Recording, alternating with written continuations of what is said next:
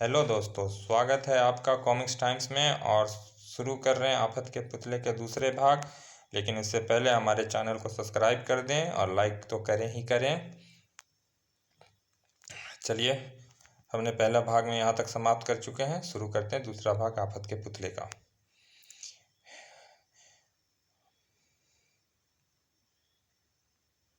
मजबूरी थी, कोई भी गलत हरकत करने का मतलब था मौत। अतः राम रहीम ने अपनी गने फेंक कर हाथ ऊपर उठा लिए। उनके हाथ ऊपर उठते ही एक चट्टान के पीछे से बुलडॉग बाहर निकला और एक भयानक अट्टहासा लगाता हुआ उनके सामने आ खड़ा हुआ। हा हा हा, वास्तव में तुम दोनों खतरनाक और बहादुर होने के साथ साथ समझदार भी हो। शक्ल से तो साला किसी वन मानुस की औलाद लगता है, इससे रहम की उम्मीद नहीं की जा सकती। तो फिर मांचू ने इस बार हमें पकड़ने के लिए इस भयानक आदमी को भेजा है। अन्य चट्टानों के पीछे के छिपे सैनिक ने भी बाहर निकलकर उन्हें चारों ओर से अपने घेरे में ले लिया। लेकिन तुम्हें मेरे लेकिन तुमने मेरे भी दिमाग की प्रशंसा करनी होगी कि मैंने किसी खूबी से तुम लोगों के लिए यही जाल बिछाया, क्योंकि मुझे पूरा विश्वास था कि तुम जैसे चतुर छोकरे सारी जानकारी प्राप्त करने के पश्चात समुद्र के रास्ते से ही भाग निकलने की कोशिश करोगे। हा हा। सुनो छोकरे, मेरा नाम बुलडॉग है। मैं चाहता हूँ तो तुम दोनों को यहीं समाप्त कर सकता हूँ, लेकिन नहीं, मैं तुम्हें अपने महामहिम भावी विश्व सम्राट के सामने जिंदा ही पेश करूंगा और साथ ही साथ तुम्हें यह भी दिखाऊंगा कि मैं अपने नाम से में कितना अधिक बढ़कर खतरनाक हूँ। फिर बुलडॉग अपने सैनिकों की ओर मुड़कर भयानक स्वर में बोला, इन दोनों को जंजीरों से बांध के हेलीकॉप्टर तक ले चलो, फिर मैं उन्हें बताऊंगा कि किले तक पहुंचना कितना आसान और कितना मुश्किल है। Yes sir. आनन फानन में सैनिकों ने राम रहीम की जंजीरों से जकड़ दिया। फिर बुलडॉग उन्हें लेकर जंगल में प्रविष्ट हो गया। वे उसी दिशा में बढ़ रहे थे जहां राम रहीम का हेलीकॉप्टर खड़ा था। पता नहीं अब इनके चंगुल से आज़ाद होने का मौका मिलेगा भी अथवा नहीं। अब शायद जिंदगी के कुछ ही क्षण रह गए हैं। बुलडॉग ने राम रहीम के पीठ पर लटके किट बैग की और ना जाने क्यों कोई ध्यान नहीं दिया। कुछ देर बाद हेलीकॉप्टर के निकट थे। उन दोनों के जंजीर हेलीकॉप्टर से बांध दो, हम इन्हें उड़ाते हुए किले तक ले जाएंगे। आखिर बहादुरों की यात्रा भी रोमांचक होनी चाहिए। और शौकी तुम विमान और सैनिक को वापस लौट जाने का निर्देश दो। मैं इन जासूसों के साथ अकेले ही हेलीकॉप्टर में जाऊंगा, मेरे साथ केवल चालक रहेगा। Yes sir. राम रहीम से बंधी जंजीरों का एक छोड़ा एक एक सिरा हेलीकॉप्टर से बांध दिया गया और बुलडॉग पायलट के साथ हेलीकॉप्टर के भीतर जा बैठा। पायलट, सीधे किले की ओर चलो। Yes sir. उफ, यह बुलडॉग का बच्चा तो शायद हमें तड़पा तड़पा कर मारने का इरादा रखता है। हाँ, लेकिन मजबूरी है, हम इनका कोई विरोध भी तो नहीं कर सकते। अगले ही क्षण हेलीकॉप्टर राम रहीम को लेकर किले की ओर उड़ चला। नीचे सैनिक काफिले भी वापस किले की ओर लौट रहे थे। पायलट, कंट्रोल रूम से संपर्क स्थापित करो। उन्हें सूचित करो कि हम उन दोनों भारतीय जासूस छोकरे को जिंदा लेकर आ रहे हैं। सुरक्षा सैनिक हमारे हेलीकॉप्टर को गलतफहमी से नष्ट करने की कोशिश ना करें। Okay sir. पायलट ने तुरंत हेलीकॉप्टर में फिट ट्रांसमीटर द्वारा किले के कंट्रोल रूम से संपर्क जोड़ना आरंभ कर दिया। Hello control room. Hello control room. संपर्क जुड़ते ही उसने सारी रिपोर्ट कंट्रोल ऑफिसर को दे दी। उधर किले के भीतर बने कंट्रोल रूम में भारतीय जासूस के पकड़े जाने के खबर मिलते ही हर्ष की लहर दौड़ गई। महामहिम को सूचित करो कि दोनों जासूस पकड़ लिए गए हैं और मिस्टर बुलडॉग उन्हें जिंदा हेलीकॉप्टर में लेकर किले के भीतर आ रहे हैं। साथ ही सूरस्थ सैनिक को भी निर्देश दे दो कि वे आने वाले हेलीकॉप्टर की कोई नुकसान पहुंचाने की चेष्टा ना करे। ओके। अब अब आएगा मजा, जब उन दोनों छोकरों को कुत्ते की मौत मारा जाएगा। चलो, सरदर्द दूर हुआ। इधर किले के भीतर में बनी एक विशाल एवं आलीशान इमारत के भीतर कायम की गई इस आधुनिक प्रयोगशाला में विश्व का कुख्यात मुजरिम किंतु काले टापू का सम्राट हिमांशु भारतीय वैज्ञानिक प्रोफेसर घोष के सामने खड़ा था। मैं अब और ज़्यादा सब्र नहीं कर सकता प्रोफेसर। प्रयोग की हर वस्तु और दुनिया भर के ऐसो आराम तुम्हें जुटा दिए हैं। अब तुम्हें भी जल्द से जल्द उन अदृश्य तरंगों का आविष्कार पूरा करके मेरे हवाले कर देना चाहिए, ताकि मैं अपने टापू को बाहरी खतरों से पूरी तरह सुरक्षित कर सकूं। मैं अपनी ओर से उस अविश्वासकारी आविष्कार पूरा करने की पूरी कोशिश कर रहा हूं और दिन रात उसी प्रयोग में जुटा हूं। मुझे विश्वास है कि एक सप्ताह के भीतर मैं अदृश्य तरंगों की इजाद पूरी कर लूँगा। गुड, मुझे तुमसे यही आशा थी। यदि किसी किस्म की कोई तकलीफ हो तो कहने में संकोच ना करना। धन्यवाद। फिलहाल मुझे कोई तकलीफ नहीं है। तभी एक सैनिक ने भीतर प्रवेश किया और हिमांशु की आंखें उसे देख क्रोध से सुलग उठी। क्या बात है जवान, मैंने सख्त निर्देश दिया था कि बिना किसी जरूरी काम के कोई भीतर ना आए। क्षमा करें महामहिम, लेकिन सूचना ही ऐसी थी कि मुझे तुरंत आपकी सेवा में हाजिर होना पड़ा है।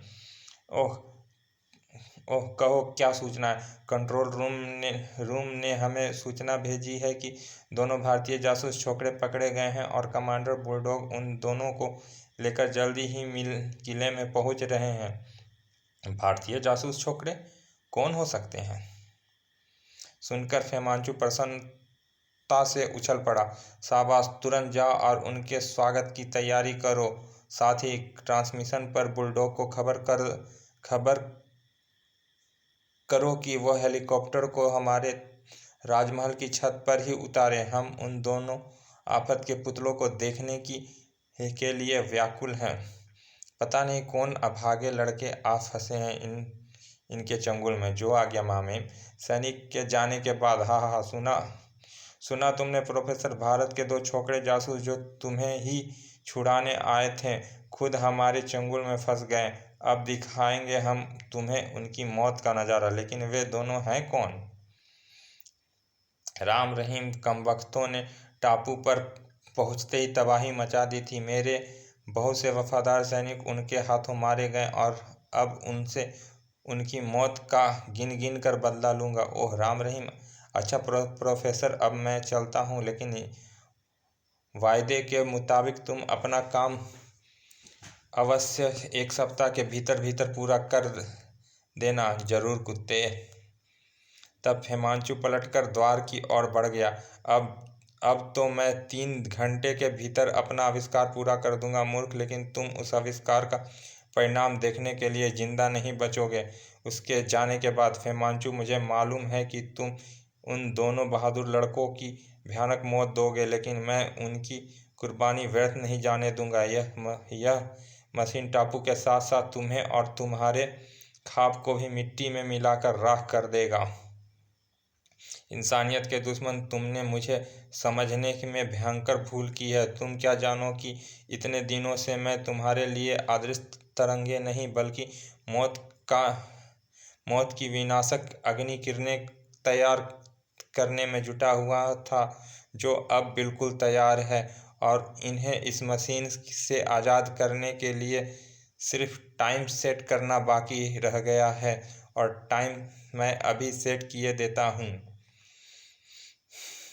फिर प्रोफेसर घोष ने मशीन में लगे बटनों और स्विचों को तेजी से दबाया और घुमाना आरंभ कर दिया। मैं जानता हूँ कि इन विनाशकारी किरणों के इस मशीन से निकलते ही टापू और तुम्हारे साथ साथ मैं भी नष्ट हो जाऊंगा, लेकिन मुझे अपने प्राणों की कोई चिंता नहीं, बल्कि मुझे तो खुशी होगी कि मैं भर पर मंडरा रहे खतरे को समाप्त करने के में सफल हो सका। शीघ्र ही लो हम सब की मौत के लिए टाइम सेट हो गया। ठीक 3 घंटे बाद यह मशीन विनाशकारी किरणें उगलने लगेगी और हा परिणाम की तुम कल्पना भी नहीं कर पाओगे फेमांचू। हा। और प्रोफेसर घोष पागलों के समान अट्टहासा लगाते चला गया। उधर कमांडर बुलडॉग का हेलीकॉप्टर राम रहीम को लिए किले की ओर बढ़ चला रहा था। भैया, राम भैया, मरना तो हमारे लिए अब निश्चित है, किंतु मैं मरने से पहले कुछ कर गुजरना चाहता हूँ। विचार तो बुरा नहीं है, लेकिन मैं चाहता हूँ कि तुम अपना विचार किले के भीतर पहुँचने तक त्याग दो। क्या मतलब? मतलब यह मेरे प्यारे भाई कि किले के भीतर पहुँचते ही हम किट बैग से में रखे दस्ती बम और टाइम बम का प्रयोग करेंगे। वे मारा, वाह क्या आइडिया सुझाया है तुमने भैया, यानी हम मरते मरते भी इनका कबाड़ा करके जाएंगे। बिल्कुल, कम से कम चीफ का एक अरमान तो पूरा हो कि जाए कि टापू को हम जितना नुकसान पहुंचा सकते थे पहुंचाएं। जबकि बुलडॉग उस समय राम रहीम के भयंकर विचारों से अभिज्ञ पायलट की बात सुन रहा था। सर, महामहिम का आदेश है कि हेलीकॉप्टर सीधे राजमहल की छत पर उतारी जाए। उन्हें आपके बधाई संदेश भी भेजा है। ठीक है, ऐसा ही करो। उधर बुलडॉग मन ही मन कोई सुंदर कल्पना कर प्रसन्न एवं गर्वान्वित हो रहा था। महामहिम प्रसन्न होकर मुझे न केवल ढेर सारा इनाम देंगे, बल्कि अन्य लोगों के नज़र में मेरा सम्मान भी बढ़ जाएगा। और इधर राम रहीम, समझ गया भैया, बस अब देखते जाओ। किला आ गया, थैली से दस्ती बम निकाल लो, लेकिन ध्यान रहे हमें बम फेमांचू की महत्वपूर्ण इमारत और स्थानों पर ही फेंकना है। फिर जैसे ही हेलीकॉप्टर किले के भीतर दाखिल हुए, उन्हें हाथों में थमे दस्ती बम तेजी के साथ नीचे दिखाई देने वाली ऊंची ऊंची इमारतों पर फेंकने आरंभ कर दिए। अगले ही क्षण भयानक धमाकों के साथ उन ऊंची ऊंची इमारतों के परखच्चे उड़ने लगे। बड़ाम बड़ाम। इस अत्यंत अत्यशील हमले से पूरे किले में भयानक खलबली मच गई। भागो भागो। कंट्रोल रूम में भी बौखलाहट फैल चुकी थी। जल्दी सुरक्षा गार्डों को निर्देश दो कि हेलीकॉप्टर को तबाह कर दे, वरना शीघ्र ही पूरा किला तबाह हो जाएगा। लेकिन हेलीकॉप्टर में कमांडर बुलडॉग भी हैं। ओह, तो उन्हें शीघ्र ही निर्देश दो कि वे तुरंत उन छोकरों को गोली मार दे। ठीक है। इधर पहले तो बुलडॉग की समझ में कुछ नहीं आया, लेकिन फिर नीचे से उभरते विस्फोटों के स्वर और चीख पुकार को सुनकर जैसे ही उसे नीचे झांका तो तुरंत सारा माजरा समझ गया। उसकी आंखें क्रोध से सुलग उठी थी। मैं कहता हूँ बंद करो अपनी हरकत, वरना गोली मार दूंगा। देख रहे हो भैया, दिवाली का असली मजा। हाँ, लेकिन साथ ही साथ इस बुलडॉग की चेतावनी भी सुन रहा हूँ। प्रणाम। जब बुलडॉग ने अपनी चेतावनी का उन पर कोई प्रभाव नहीं देखा तो क्रोध में भरकर कर दी उसने 2 हवा फायरिंग। मैं कहता हूँ बंद करो बम फेंकना, वरना ढाएं ढाएं। नहीं तो उसे गोली ऐसे ही मारना है, वैसे भी मरना क्यों ना अच्छी तरह इनके किले का मटिया मेट कर दिया जाए। मेरे विचार से अब हमें उसकी बात मान लेनी चाहिए। काफ़ी नुकसान पहुंचा चुके हैं हम इनके किले को। वह भी करेंगे, लेकिन फेमांचू से मिलने के बाद। ओह, इस कमबख्त को तो मैं भूल ही गया था। फेमांचू का जिक्र आते ही सहस किसी विचार का अभ्रद रहीम की आंखों में किसी हिंसक जानवर के समान चमक उठी और कुछ सोचकर उसकी दस्ती बम फेंकना बंद कर दिया। लो भैया, हमने तुम्हारी बात मान ली। हमारे लिए क्या हुक्म है अब? शाबाश। मैं अपने हाथों तुम्हें नहीं मारना चाहता, लेकिन यदि मजबूर करोगे तो हम समझ गए भैया, आगे की बात अपने मुंह में ही रखो। शीघ्र ही हेलीकॉप्टर फेमांचू के महल के ऊपर पहुंचा। सावधान रहना राहिम, हमें जो कुछ करना है हेलीकॉप्टर के लैंड करने के साथ ही करना है। मैं समझ गया, तुम चिंता ना करो। फिर कुछ ही क्षणों बाद हेलीकॉप्टर के छत पर लैंड करने ते ही वहां खड़े सैनिकों ने राम रहीम को अपनी बंदूकों के घेरे में ले लिया और उनके किट बैग अपने कब्जे में कर ली। इनकी जंजीरें खोल दो, लेकिन इनसे सावधान रहना, यह कोई गलत हरकत ना करने पाए। और छोकरे, तुम भी ध्यान रखना, कोई भी उल्टी सीधी हरकत की तो जिस्म छलनी कर दिए जाएंगे।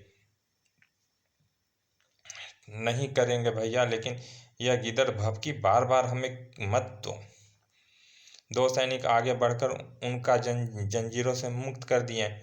सर, महामहिम ने आपकी इनके साथ तुरंत विशेष कक्ष में बुलाया है। ठीक है, चलो, लेकिन सुनो छोकरे, तुम्हारी भलाई इसी में है कि चुपचाप चलते रहो।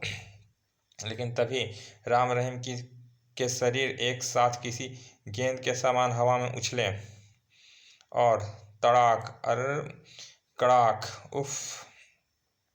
बुलडॉग और सैनिक ने समझे की पूरी कोशिश की, लेकिन राम रहीम ने उन्हें संभलने का कोई मौका ना देकर उन्हें लात और घूंसों पर रख लिया।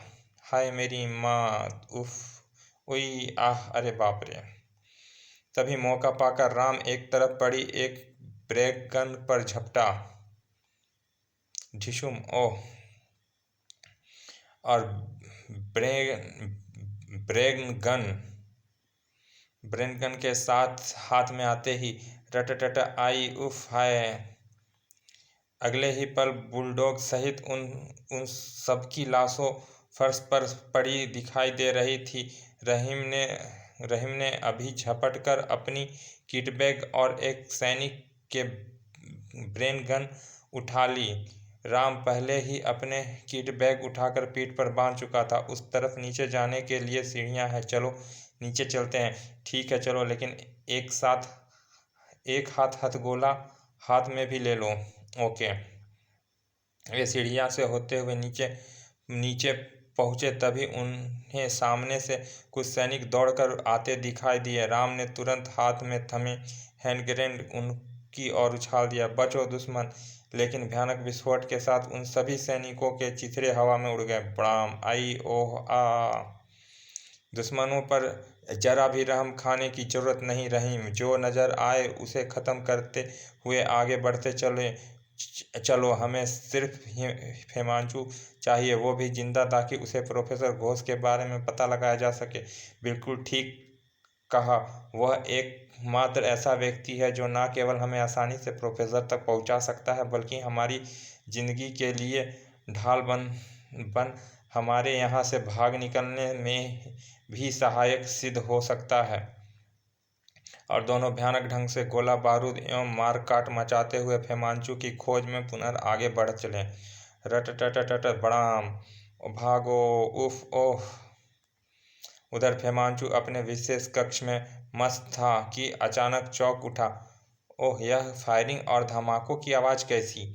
तभी एक सैनिक घबराया हुआ सा भीतर प्रविष्ट हुआ। क्या बात है जॉर्डन, तुम इतने घबराए क्यों हो? यह फायरिंग और धमाकों की आवाज़ कैसी? और कमांडर बुलडॉग उन जासूस छोकरों को लेकर अभी तक मेरे पास क्यों नहीं पहुंचा? गजब हो गया महामहिम, वे दोनों भारतीय जासूस छोकरे आज़ाद हो गए और मारकाट मचाते हुए इधर ही आ रहे हैं। शायद उन्हें आपकी तलाश है। क्रोध से चीख उठा फेमांचू। क्या बकते हो? कैसे आज़ाद हो गए? वे दोनों कहाँ मर गए? बुलडॉग और उनके सैनिक? कमांडर बुलडॉग के साथ साथ और भी बहुत से सैनिकों को वे छोकरे मौत के घाट उतार चुके हैं महामहिम। दोनों के पास आपकी काफ़ी मात्रा में गोली बारूद है क्या? सब कुछ जानकर एक बरगी तो फेमांचू की आंख के सामने अंधेरा सा छा गया। नहीं नहीं, यह नहीं हो सकता। वे दोनों छोकरे इस तरह मेरे घर में घुसकर मुझे तबाह नहीं कर सकते। लेकिन फिर शीघ्र ही वो अपने आप को संभाल कर क्रोध से चीख उठा, मैं उनका खून पी जाऊंगा। जाओ, खतरे का अलार्म बजा दो और उन दोनों को जैसे भी हो, जिंदा या मुर्दा, मेरे सामने पेश करो। जाओ, जो आज्ञा सिनूर। वह सैनिक तेजी से बाहर की ओर चल पड़ा, लेकिन अभी वह द्वार पर ही पहुंचा होगा कि बाहर से गोलियां का एक जबरदस्त बौछार आई और वो चीखता हुआ कमरे में आ गिरा। तर तर तर आई, अरे यह क्या! और इससे पहले कि फेमांचू कुछ समझता अथवा संभल पाता, द्वार पर राम रहीम गन ताने खड़े हुए। उन्हें देखते ही दासियां भयभीत होकर भाग खड़ी हुई। नहीं, ओह तुम आफत के पुतले! खबरदार फेमांचू, अपने स्थान से हिलने की कोशिश मत करना, वरना परिणाम की तुम कल्पना भी नहीं कर पाओगे। दूसरे ही क्षण आफत के पुतले राम रहीम आगे बढ़े और उन्होंने अपनी ब्रेक गन फेमांचू की गर्दन और सीने से सटा दिया। फेमांचू का चेहरा भय से सिकुड़ गया और लट पसीने की मोटी मोटी धार बूंदें चूह चूह आई।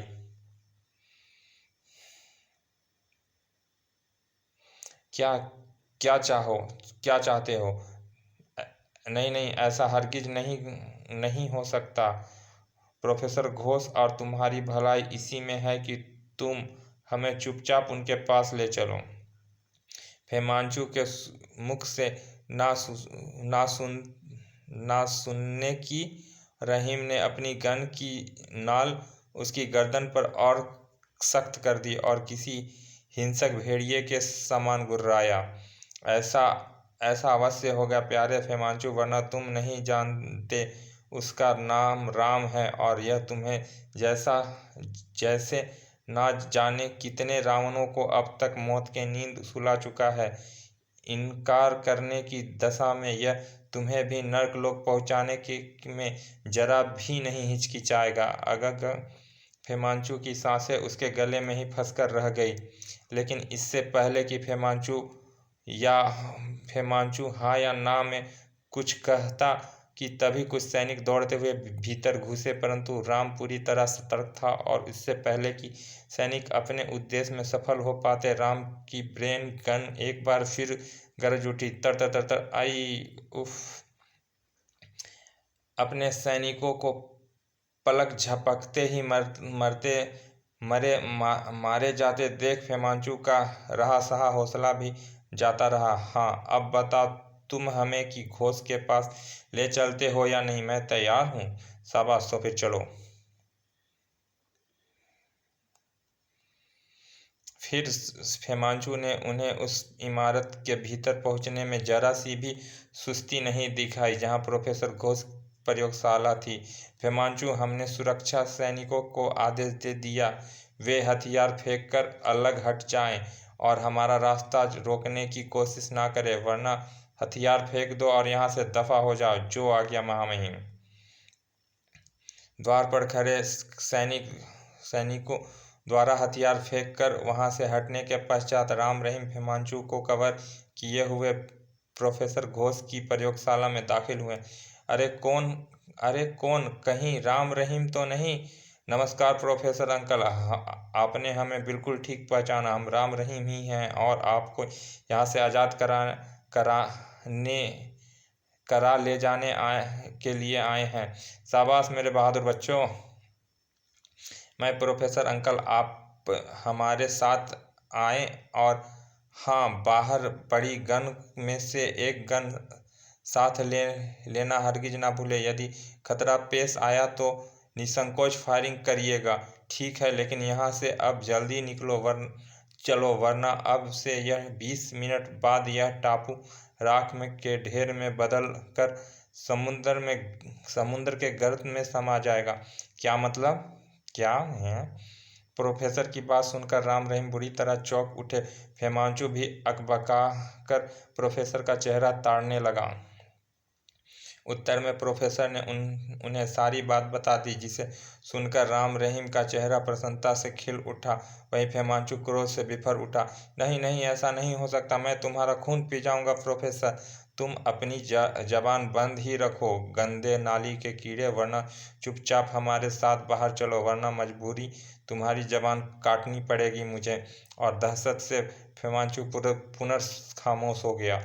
फेमांचू को ढाल बनाए राम रहीम और प्रोफेसर घोष इस इमारत से बाहर निकले। चारों ओर बुरी तरह अफरा तफरी मची हुई थी और खतरे का सायरन भी तेज स्वर में चीख रहा था। फेमांचू, यदि जिंदा रहना चाहते हो तो अपने सैनिकों को हमसे दूर ही रखना, वरना ध्यान रहे हमारे मरने का नंबर तुम्हारे बाद ही आएगा। ठीक ठीक है।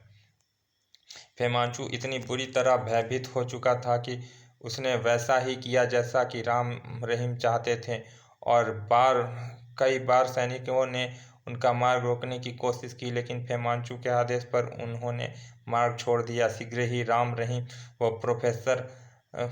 प्रोफेसर फेमांचू को लेकर पुनर्महल की छत पर जा पहुंचे, जहां हेलीकॉप्टर अभी तक सुरक्षित खड़ा था।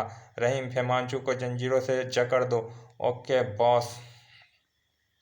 हेलीकॉप्टर से बंधी उसी जंजीर को उठाकर रहीम फेमांचू की ओर बढ़ा, जिससे बुलडॉग उन्हें बांधकर यहाँ तक लाया। अब यह देख फेमांचू तुरंत कल्ला कर बोल उठा, ठहरो, आखिर तुम लोग अब मुझे चाहते क्या हो? यदि तुम प्रोफेसर को ले जाना चाहते हो तो ले जाओ। विश्वास रखो, मैं तुम्हारा मार्ग अब रोकने की कोशिश नहीं करूँगा। प्यारे सर शुतुरमुर्ग, हम चाहते हैं कि जिस तरह हमें बांधकर यहाँ की सैर कराई गई थी, वैसे ही सैर तुम भी थोड़ी सी कर लो, वरना यह तमाम तमाशा दिल में लिए यहीं टापू के साथ तबाह हो जाओगे। कहने के साथ रहीम ने उसे मोटे जिस्म की जंजीरों से जकड़ दिया और फिर तीनों हेलीकॉप्टर की ओर बढ़ गए। सुनो तो, यदि तुम मुझे छोड़ दोगे तो मैं तुम्हें मुंह मांगा धन दूंगा। फेमांचू बुरी तरह घिघिया उठा, लेकिन राम रहीम और प्रोफेसर घोष उसके घिघियाने पर कोई ध्यान न देकर हेलीकॉप्टर के भीतर जा पहुंचे। हेलीकॉप्टर को ऊपर उठा। विनाशकारी किरणों के फट निकलने में अब केवल 3 मिनट शेष रह गए हैं। जल्दी करो रहीम, ये लो भैया। दूसरे ही क्षण रहीम ने हेलीकॉप्टर स्टार्ट कर आकाश में उठा दिया। फेमांचू जंजीर के सहारे नीचे लटका हुआ था। उफ, ना जाने कैसी सजा देंगे यह शैतान मुझे, बुरा फंसा इनके जाल में मैं। और तभी 3 मिनट के बीतते ही बड़ाम बुड़ूम बड़ाम कड़ा, प्रोफेसर घोष द्वारा ईजाद की गई विनाशकारी किरणें काले टापू पर पहले बर्फ करने लगी। क्यों मियाँ, फेमांचू, कैसा लगा रहा है अब तुम्हारे अपने टापू? ओह मेरा टापू, मेरे सपनों का महल। तभी रहीम ने हेलीकॉप्टर की खिड़की से बंधा जंजीरों का दूसरा सिरा खोल दिया। च दुखी मत करो मेरे प्यारे, तुम्हें अपना टापू इतना ही प्यारा है तो लो, मैं तुम्हें वहीं पहुंचा देता हूँ। नहीं। और फिर हा, इंसानियत के दुश्मन, तेरा जिंदा रहना विश्व के लिए अच्छा साबित नहीं हो सकता। इस तरह विश्व सम्राट बनने का केवल सपना ही संजो कर एक खतरनाक मुजरिम फेमांचू अपने ही टापू के साथ ही आग में की लपटों में समा गया। कड़र फड़ाक। आफत के पुतले राम रहीम अपने मिशन को सफल बनाकर अपने देश वापस लौट रहे थे तो काला टापू जलते हुए आग का एक छोटा सा पिंड नजर आ रहा था, जो सोने राख के ढेर में परिवर्तन होता हुआ समुद्र में गोता जा रहा था। समाप्त। चलिए दोस्तों, ये कॉमिक्स यहीं समाप्त करते हैं। जल्दी से हमारे चैनल को सब्सक्राइब करें, लाइक करें और जहां हो सके शेयर करें। मिलते हैं अगले अंक में। धन्यवाद।